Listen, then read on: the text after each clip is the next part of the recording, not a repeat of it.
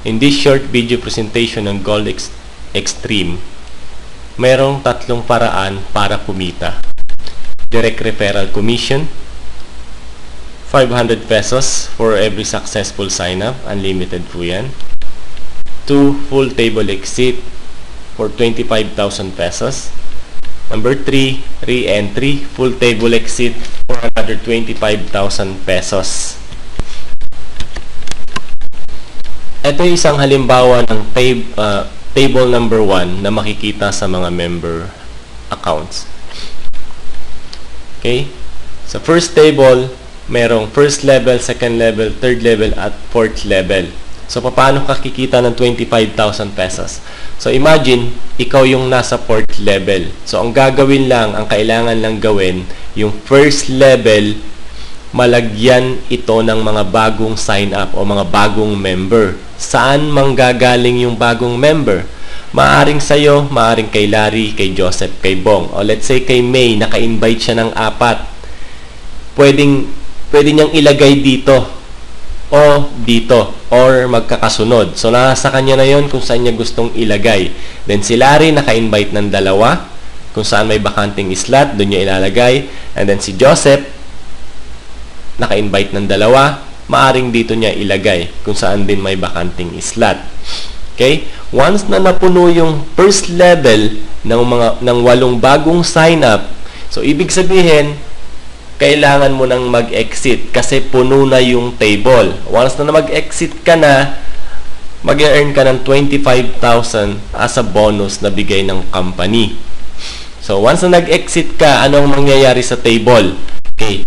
Tingnan nyo, si May at si Larry magkakaroon ng kanya-kanyang table. Ito po yun. Table split.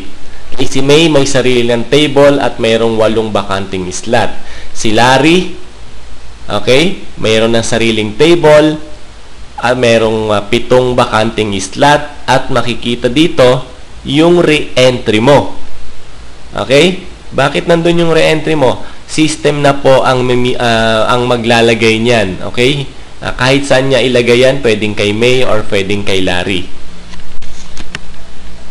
Okay, explain ko na lang yung kay Larry. Okay, yung table number 2. Okay, at kung nasaan yung re-entry mo. Okay, meron sa first level may 7 bakanting slot na pwedeng lagyan ng mga bagong sign up. Okay, syempre, may mga bagong member na na-invite. Okay, si Ryan, syempre, kaya siya nag-join sa business para gawin niya rin. Okay, pwedeng maglagay si Ryan dito, si Ben, let's say nakakuha rin ng 2 si Ben, at si Billy nakakuha rin ng 1, at si Ed nakakuha rin ng 1, at si Larry nakakuha din ng 1. Okay? Now, ikaw, napuno na yung table number 2. So, meaning si Larry mag-e-exit at si Larry mag-e-earn ng 25,000 pesos as a bonus na bigay ng company. Now, ikaw na bilang nandito, syempre puno na yung table, mag-i-split na naman ito at ikaw mapupunta ka sa second level. Okay?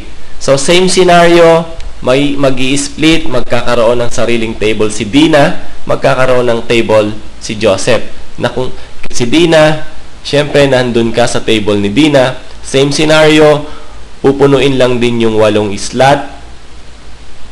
So, every time na pupuno yung slot, magle-level up ka hanggang marating mo na naman yung 4th level at doon papasok yung re-entry mo for another 25,000 pesos.